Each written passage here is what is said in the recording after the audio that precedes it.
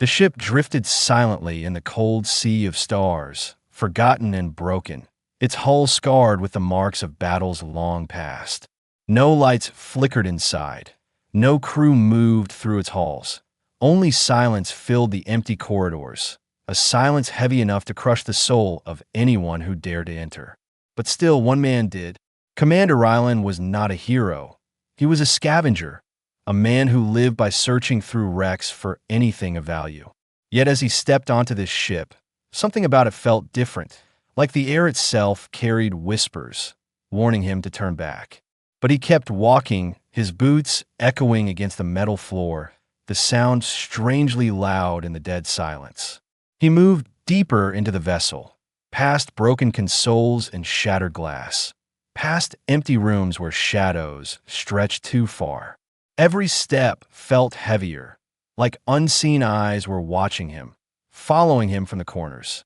But Rylan had seen many ghost ships before, and fear was a weight he carried every day. Still, this ship was different. It was not just dead, it felt alive in some cruel way. At last, he reached the lower decks, the cargo hold. The door was sealed with deep scratches, as if something from the inside had clawed at it for years. With a grunt, he forced it open, the hinges crying in protest, and the smell of old metal and ash rushed out to meet him. He stepped inside and froze. In the center of the hold, chained to the floor with heavy glowing restraints, was a figure. It was a woman, or at least she looked like one, her skin pale with a faint silver glow, her long dark hair tangled like a river of shadows. She was kneeling, her head bowed, the chains binding her wrists, her ankles, even her neck, the metal pulsing with strange blue energy. For a moment, Rylan thought she was dead, but then her chest rose with a trembling breath, and her eyes opened. They glowed faintly, not with the light of life, but with something older, something dangerous. Rylan's breath caught in his throat. He wanted to step back, but his legs refused. The woman looked up at him slowly, as if lifting her head was an effort too heavy to bear. Her lips moved, cracked and dry, and then, in a whisper softer than dust, she spoke. "Do not break them."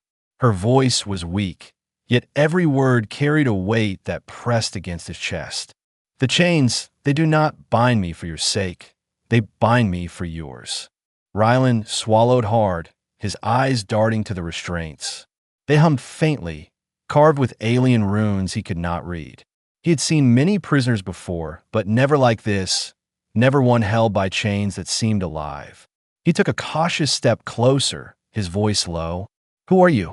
Her head lowered again, her hair falling across her face. Her reply came in another broken whisper. "Not who what?" Her breath shook as though every word cost her strength. "I'm a monster they could not kill, the thing they feared, the one they locked away." The hold grew colder, the air heavy with her words. Rylan's skin prickled. Every instinct screamed at him to run, to leave her there in the dark. But his eyes lingered on her frail form, the way her shoulders trembled under the weight of chains. She did not look like a monster. She looked broken, lost, forgotten. Still, her eyes, when they opened fully, glowing like storm fire, he knew she was not lying. Something inside her was waiting, something that should never be free. She raised her head again, her lips trembling as she whispered once more, "Please, leave me. Only the chains keep the darkness inside." Rylan's hand hovered near the lock, a conflict burning in his chest. She was dangerous, yes, but she was also alive, and leaving her chained in this forgotten tomb felt like murder. The silence pressed down on him, the only sound the steady hum of the glowing shackles. Her voice came again, softer, almost breaking. "Do not free me, human, or you will not leave here alive." Rylan's heart pounded, his mind racing with questions. Why had she been left here? Who had chained her? And why had they abandoned the entire ship just to keep her locked away? The answers were hidden, buried in shadows and secrets. But he knew one thing. This was no ordinary discovery. This was a warning and perhaps a curse. As he stood there, Caught between mercy and fear, the woman's glowing eyes never left his. They held both sorrow and danger, both pleading and threat. Rylan realized the truth then, chilling him to the core. It was not the chains that were her prison. It was the chains that were the galaxy's salvation. And yet, with every heartbeat, he felt the urge to unlock them grow stronger. The silence of the dark hold was filled now, not with whispers of the ship, but with her whisper echoing in his mind. These shackles hold back the monster within.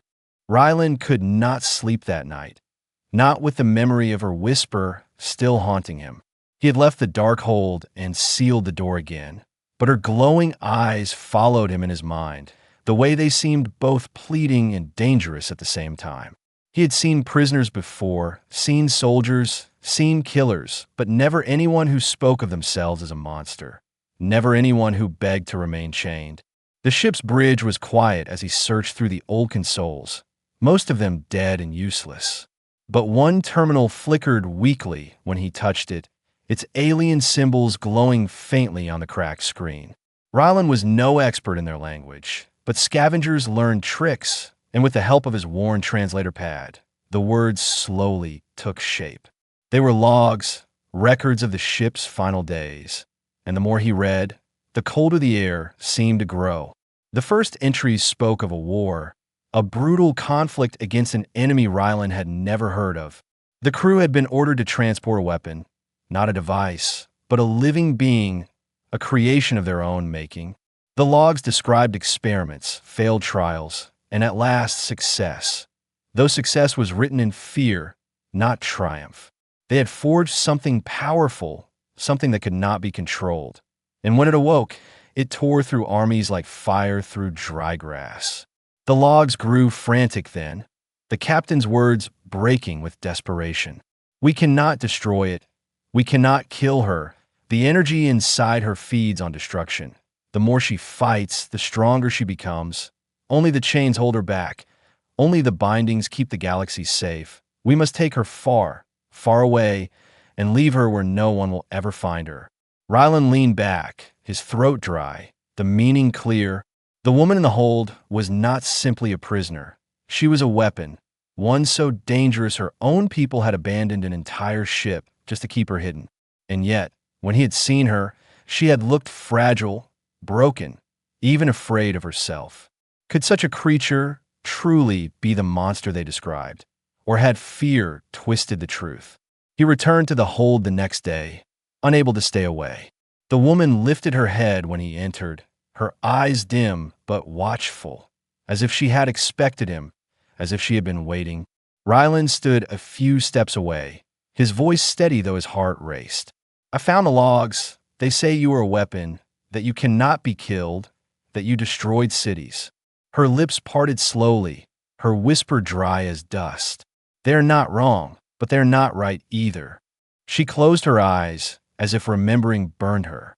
They made me, yes, they filled me with fire, gave me power not meant for any living thing. And when I lost control, I destroyed, I killed, I burned their enemies and my own alike. Her hands trembled against the chains, the faint blue glow reflecting on her pale skin.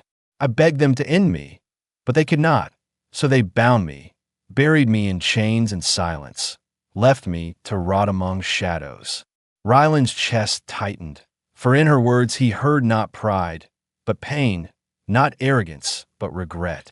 He wanted to believe her, wanted to see her as more than the monster they feared, but doubt gnawed at him like a blade. If she was truly that dangerous, then freeing her would not just risk his life, but perhaps entire worlds.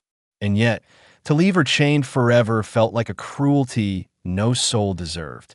Why tell me this? He asked quietly. Her eyes opened again, glowing faintly like fading embers. Because you are human, your kind is reckless, curious, merciful to a fault. You will try to save me, even knowing the danger, and I need you to understand what you risk. Her whisper deepened, heavy with sorrow. If these chains break, there may be no stopping what I become. Rylan said nothing for a long while, the silence broken only by the faint hum of the shackles. The choice pressed down on him like a weight. Leave her, and he would carry the guilt of abandoning a living being. Free her, and he might unleash something no one could control. The ship groaned around them, a lonely sound, as though it too remembered the horrors buried in its metal bones. At last, Ryland spoke, his words quiet but certain. I will not decide yet, but I will not leave you either. Her eyes softened at that, though her chains still glowed, still bound her with their silent warning. For the first time since he had entered the hold, her voice carried something other than sorrow, something fragile, almost like hope. Then perhaps there is a chance, she whispered. But in the shadows of the ruined ship, unseen by either of them, lights flickered, faint and distant. Another vessel was approaching, drawn by the same wreck Ryland had discovered. And those who came next would not see a prisoner or a broken soul. They would see only a weapon waiting to be claimed. The ship's silence did not last long. By the second day, the sensors on Ryland's shuttle screamed with warnings. Another vessel had arrived, larger than his, scarred, and patched with metal plates that spoke of 100 battles. It was not a rescue ship, not a patrol, but raiders, scavengers who stripped wrecks and left nothing alive behind. Ryland cursed under his breath as he watched them approach through the cracked viewport. He knew the type: merciless thieves, killers who would sell anything they found, be it metal, relics, or flesh. The abandoned alien ship had been quiet for years, and now it had become a beacon of danger. He grabbed his rifle and turned toward the hold, because if the raiders found her first, it would mean something far worse than death. She was waiting when he entered, her chained form barely shifting, yet her glowing eyes seemed to pierce him. You are afraid, she whispered, her voice soft but certain. Ryland didn't answer right away. He checked the seals on the doors, bolting them shut, though he knew they would not hold for long. They're coming, he muttered finally, and they'll take anything of value, including you. Her lips curved into the faintest shadow of a bitter smile. Then they will die, for they will try to break what must never be broken. Ryland felt his throat tighten, because she did not sound like she was threatening him. She sounded like she was warning him, and that terrified him even more. Minutes later, the ship groaned as metal claws tore into its hull. The raiders forced their way inside, shouting in harsh tongues, their boots pounding against the broken floors. Ryland aimed his rifle at the hatch, his breath tight, his heart pounding. He had fought before, but not against so many, and he knew he could not hold them off alone. The first raider burst through, his armor scratched, his weapon raised. Ryland fired, the shot echoing like thunder in the hold. The man fell, but more followed. 3, then 5, then more, pouring into the room like a tide of hunger. Ryland fought, but his shots barely slowed them, and soon he was forced back, closer to her, closer to the chained woman. Her glowing eyes followed every movement, her voice a whisper cutting through the chaos. You cannot win this fight, human, but I can. Ryland spun toward her, his rifle smoking, his body shaking with fear and desperation. No, he snapped. If I free you.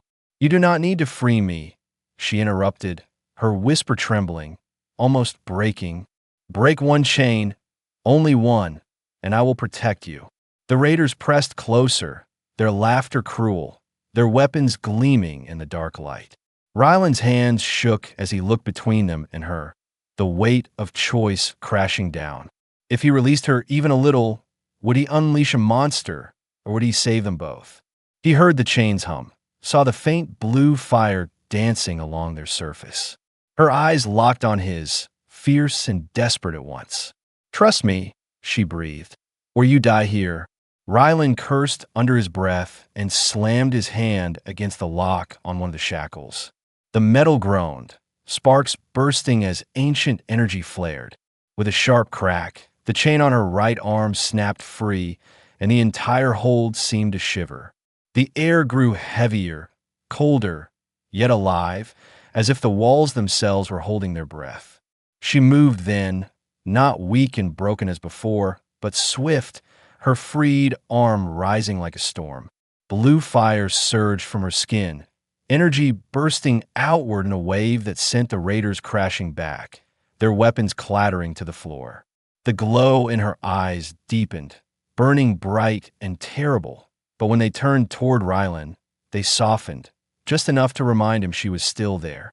She whispered again, though now her voice carried power like thunder hidden beneath silk. "I will not harm you, but them I cannot spare."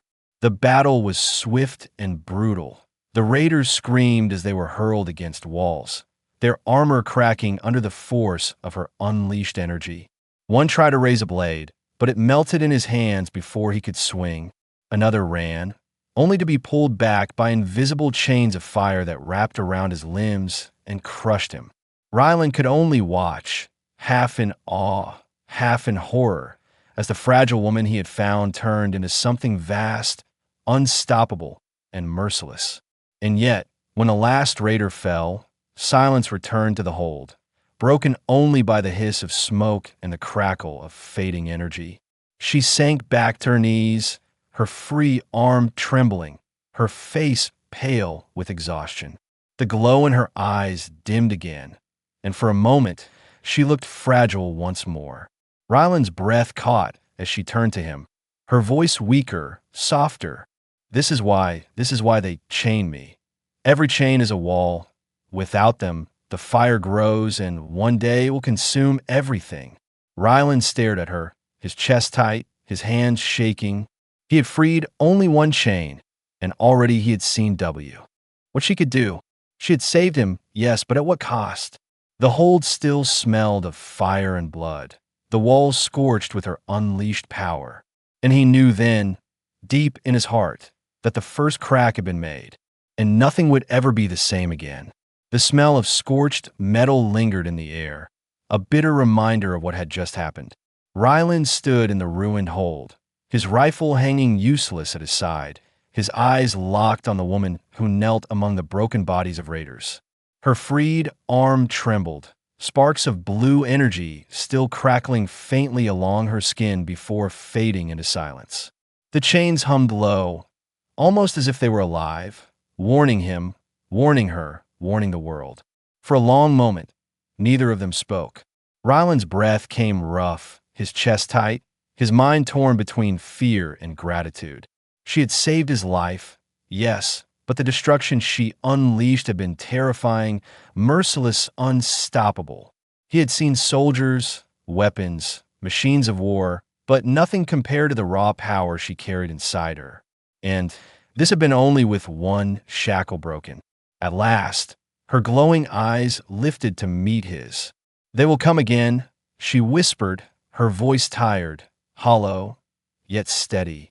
"Raiders are like shadows. One fades, and more follow. They will come for this ship, for me, for you." Her gaze shifted to the chains still glowing around her body. "And if they try to break more of these, there will be no escape for anyone." Rylan tightened his grip on his rifle, though he knew it meant little against the storm he had seen. He drew in a long breath and nodded. "Then we don't wait for them. We leave," he said firmly, though the words felt heavier than steel. Her lips curved into the faintest shadow of a smile, almost mocking, almost sad. "Leave?" she whispered. "Do you think chains such as these will allow me to walk free?" Rylan crouched beside her, his eyes tracing the restraints, the glowing locks, the alien runes etched deep into the metal. "They bound you here, yes, but if I can release one chain, I can move the rest. Not all, just enough." His voice lowered, filled with a mix of defiance and desperation. "I will not leave you in this grave." For the first time, her eyes softened, sorrow flickering into something fragile, something like trust. "You are reckless, human," she whispered, "but reckless hearts are often the only ones willing to try." With careful hands, Rylan began working on the locks, not breaking them fully, only loosening. Each one resisted, sparking with blue light, humming as though it despised his touch. At last, he managed to weaken two more, enough that she could stand, though still bound by others, still restrained by the weight of chains.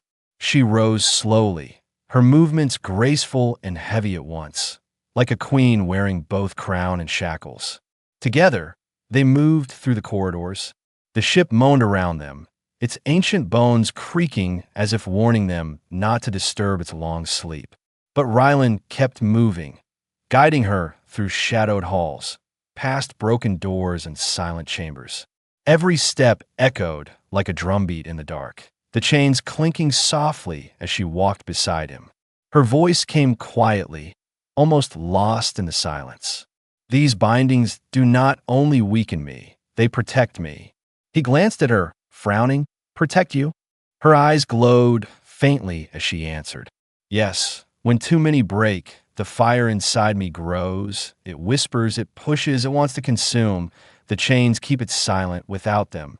I fear what I might become. Her words chilled him, but he said nothing. He understood then. She was not simply chained for the galaxy's safety. She was chained for her own. Without them, she might lose herself entirely, and the woman he spoke to now might vanish forever. They reached the docking bay at last, where his small shuttle waited, battered but loyal. The bay doors groaned as he forced them open, metal scraping against metal.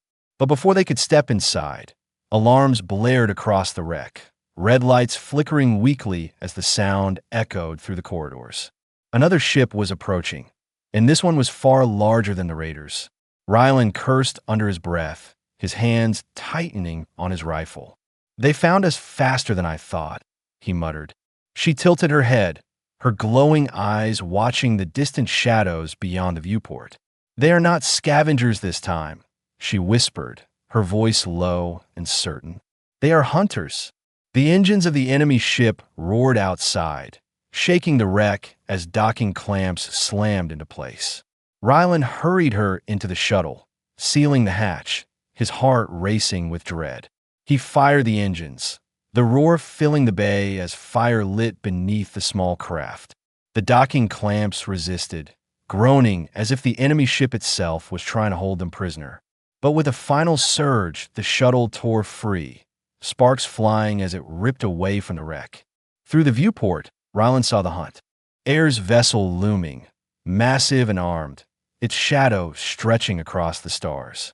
It fired, and explosions lit the void, shaking the shuttle as it spun away. The woman beside him gripped the chains at her wrists, her voice steady despite the chaos. You cannot fight them, but I can, if you dare risk another chain. Rylan's knuckles whitened against the controls, his mind torn. Every chain he broke saved his life, but every chain he broke brought her closer to losing hers. The stars outside burned with fire and danger, and in that moment he knew the escape had only begun, and the real war was waiting beyond. The shuttle tore itself free at last, breaking from the hunter's grip with a scream of metal and a burst of fire. Stars filled the viewport, endless and cold, as Rylan steered them into the dark void. But the victory was hollow, for he knew the hunters would not stop. They would follow, and others would come. Beside him, she sat in silence, her chains humming faintly, her glowing eyes fixed on the stars as if she were reading them. Hours passed, and at last Rylan guided the shuttle to a hidden port, a refuge carved into an asteroid. He had used it before, a place where smugglers and outcasts gathered, far from patrols, far from law. The bay doors opened with a groan, and the shuttle slid inside, its hull still smoking, its engines trembling with exhaustion. The quiet of the dock wrapped around them, broken only by the hiss of cooling metal. Rylan led her down the ramp, her steps slow, the chains clinking softly, every eye in the bay turning toward them. The smugglers stared, whispers rising like smoke, for she did not look like any prisoner they had seen. She looked like something more, something dangerous and beautiful, something that made them uneasy. Rylan kept close to her, his rifle ready, his gaze sharp, but he knew the whispers would spread. Later, in the common hall, old allies came to him, men and women he had traded with before. They asked who she was, why she was chained, why he risked so much to bring her here. Rylan gave them little, only saying she was dangerous and needed to stay hidden. But secrets do not stay buried long among smugglers. especially when the prize looks like her. That night, while Ryland slept in the corner of the hall, one of his so-called allies crept into the shuttle bay. A man named Karis, tall, broad, with greed burning in his eyes. He had seen the fire in her during the fight with the hunters, had seen what one broken chain could unleash. And in that fire he saw profit, power, a weapon he could sell to the highest bidder. Karis approached her carefully, his hands trembling as he studied the glowing shackles. She stirred, her glowing eyes opening slowly. "Do not touch them," she whispered, her voice soft, tired, yet sharp enough to cut. But Karis only smiled, his greed drowning out fear. "You are wasted with him," he hissed. "I can free you, I can give you purpose, together we could rule." Her chains pulsed, humming louder, as though they too knew what he planned. "I am not yours to free," she warned, her whisper almost breaking. But Karis reached for the lock, his fingers tapping against the alien runes. With a sharp crack, one of the shackles shattered, sparks bursting into the air. The hold shuddered, the walls groaning as the fire inside her stirred. Her body trembled, her eyes blazing brighter, her breath heavy as if the monster within clawed at the edges. Karis stepped back in awe, a grin spreading across his face. "Yes, this is it. This is the power I saw," he whispered. "This is what the galaxy will pay for." But the woman fell to her knees, clutching at the chains that remained, her voice raw, desperate. "Fool! Every chain you break pulls me closer to the fire, closer to losing myself." Her whisper turned to a low growl, her hands trembling as sparks of blue flame crawled across her skin. Karis did not listen. He only reached for another lock, his greed blinding him. Ryland awoke to the sound of alarms, his heart slamming against his chest. He ran into the bay to find her surrounded by light, her chains glowing, one broken at her side. Karis stood near her, his face pale with both awe and fear, his hand still raised toward the shackles. "Karis, what have you done?" Ryland roared, his voice breaking through the chaos. "She's a weapon," Karis shouted back, his eyes wild. "Don't you see? Ryland, she's worth more than all of us. With her power, we could burn worlds. We could own the stars." But Ryland saw the truth in her trembling frame, the way her glowing eyes flickered between sorrow and fury, between the woman and the monster. Another chain had fallen, and now the fire inside her was stronger, louder, harder to contain. She looked at Ryland then, her voice breaking into a whisper heavy with pain. "Stop him, or I will not stop myself." Her words chilled him more than the cold of space, for he knew they were not a threat, but a plea. The monster was stirring, and if Karis broke another chain, the galaxy might never see dawn again. The bay burned with blue fire, shadows dancing along the walls as if the wreck itself had come alive. Ryland stood frozen for a heartbeat, staring at her trembling figure, her chains glowing brighter than ever. One more broken, one more wall shattered. Her breath came ragged, her eyes blazing with stormlight, and he could see it, the monster pressing against the edges, fighting to break through. Karis still stood near her, awe and greed twisting his face. But even he began to tremble as the fire around her spread like a living thing. "You fool!" Ryland shouted, raising his rifle. "You don't know what you've done." Karis sneered, though his voice shook. "I know exactly what I've done, Ryland. I've given us the weapon to change everything." But even as he spoke, his eyes darted nervously toward her, as if he too now felt the wrongness of what he had unleashed. The woman lifted her head slowly, her hair falling like shadows across her face, her voice a whisper, broken and heavy. "Two chains gone.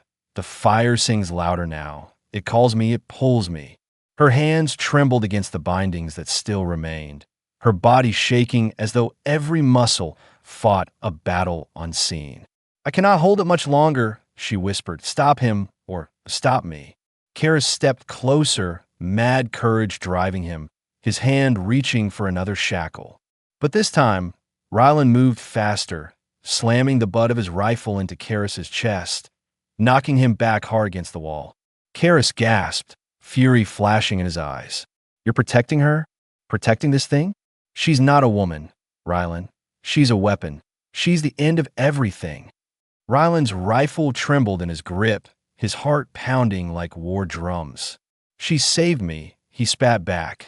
She could have killed me 100 times, but she didn't. Don't you see, Karis, she's fighting it. She's holding it back. But his words did little against the sight before them.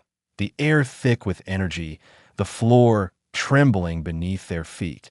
The chains hummed louder, the blue glow growing brighter, and cracks of light raced across the metal walls, as if the ship itself was about to shatter. Then it happened. Her scream split the air, raw and terrible, as the second broken chain pulsed and the fire burst outward. A shock wave tore through the bay, flinging Karis against the wall, rattling Rylan's bones, shaking the dock to its core. Blue flames roared like living beasts, swirling around her in shapes too vast, too wild, to belong to anything human.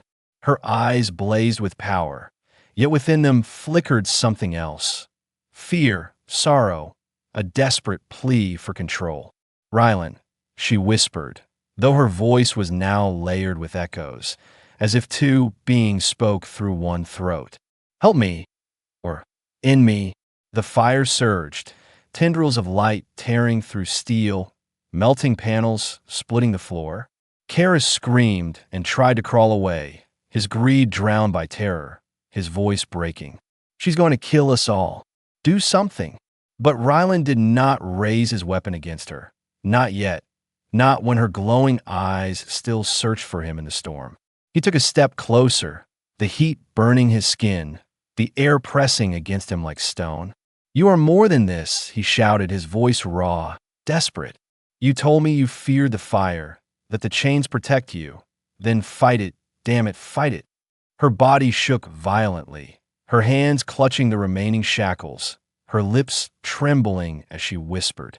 I am trying. The flames writhed, screaming like voices of the dead, shadows twisting into monstrous shapes that clawed at the walls. Every inch of her glowed with power. Yet her knees buckled, her frame shuddering under the weight of it. For a moment, she turned fully toward him, her whisper softer, human again. Rylan, if I lose myself, you must be the one to stop me. The words cut into him sharper than any blade. He had sworn to protect her, and now she was asking him to kill her. The dock shuddered once more as the hunter's ship outside closed in, their engines rumbling, their lights cutting through the void. Rylan's choice grew heavier with every heartbeat, every second. If he freed her again, she might save them both, but she might also burn the galaxy down. If he kept her bound, they would surely die when the hunters arrived. The woman's voice rose above the storm, a whisper woven with fire and sorrow. Choose. Human, save me, or end me.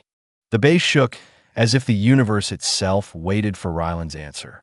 Blue fire twisted around her, wrapping the chains like serpents of light, burning holes into the floor, melting steel into rivers. Her glowing eyes flickered between two selves, one filled with sorrow and fear, the other with endless hunger. Every breath she took sent waves of power crashing through the room, and every moment pushed her closer to losing herself. Karis lay against the wall, his face pale, his voice broken. She's going to kill us all, Rylan. Don't you see? There's no saving her. Rylan ignored him, his gaze fixed on her trembling form, his chest heavy, his heart pounding like thunder in his ears. He saw the woman she wanted to be, the one who whispered warnings, who begged not to be freed, and he saw the monster pressing to take her place. The hunter's ship outside tightened its grip, its engines roaring, its weapons glowing. Through the viewport, beams of light lanced across the dock, shaking the asteroid base. If he did nothing, they would both be captured, and she would become a weapon in hands far crueler than Karis's. If he freed her, the chains would be gone, and the monster within might rise forever. Her whisper reached him through the fire, soft and trembling, yet strong enough to pierce his soul. Rylan, trust me, or in me. Her voice cracked, her hands clutching the last bindings, her body trembling as though she were tearing herself apart from the inside. The fire around her pulsed, waiting, hungry, ready to consume all. Ryland's rifle felt heavy in his hands, heavier than it ever had in any battle. He raised it slowly, his finger brushing the trigger, the choice pressing down on him with the weight of 1,000 stars. For a moment, he saw himself ending it, pulling the trigger, giving her the release she had begged for. But then he saw the truth in her eyes. Not just fear, not just sorrow, but hope, a fragile thread woven through the storm. No, he whispered, lowering the rifle, his voice shaking. I will not end you. I will believe in you. And with those words, he slammed his hand against the final lock. The last chain shattered, sparks of blue lightning exploding outward, the entire dock engulfed in fire and thunder. Kara screamed. The hunter's ship outside faltered, and Ryland braced himself for the end. But the end did not come. The fire rose higher, brighter, louder, until it consumed everything, and then it shifted. It wrapped around her not as a monster's roar, but as a crown, not as chaos, but as control. Her eyes blazed like twin stars, but they were clear, steady, filled not with hunger, but with choice. The monster had not vanished. No, it was still there deep within her. But her trust in him, his refusal to abandon her, had given her strength to hold it, to bend it. She stepped forward, unchained, her every movement radiating power, yet every step measured, controlled, her voice strong now. They made me to be their weapon, but I will not be their monster. She raised her hands, and the fire leapt from her body, surging through the bay, tearing through the clamps that held the dock. Outside, the hunter's ship was struck by a storm of blue flames, its hull shattering, its weapons burning away. The void itself seemed to tremble as her power stretched into the stars, until at last, the hunter's vessel exploded into silence. Only drifting ash and shattered steel remained. The dock grew quiet, the fires fading, the air heavy with smoke. Ryland stared at her, his chest tight, his breath caught. She stood unbound, glowing faintly, yet not lost, not consumed. Her eyes met his, and for the first time, they carried no sorrow, only calm. You trusted me, she whispered, her voice steady, almost gentle. Ryland let out a long breath, a shaky smile breaking across his face. Maybe I'm just reckless, he muttered, or maybe I saw more in you than they ever did. Her lips curved into the faintest smile, fragile but real. Then perhaps humanity is not as blind as the stars claimed. Karis crawled from the shadows, his face twisted with fear, no greed left in his eyes. He looked at her as one looks at a god, and then at Ryland. You've doomed us all, he stammered. No one can control her. But Ryland shook his head, his voice firm. She doesn't need control. She needs choice. The woman turned, her gaze lifting to the stars beyond the viewport. For so long, I was their monster, she whispered. But now, I will choose what I become. And in that moment, the galaxy shifted, not with the rise of a weapon, not with the fall of a beast, but with the birth of something new. Ryland stood beside her, the silence of space wrapping around them. He did not know what came next, whether she would be savior or destroyer. But he knew one truth. He had chosen trust, and that choice had changed everything. The monster was unchained, but she was no longer alone.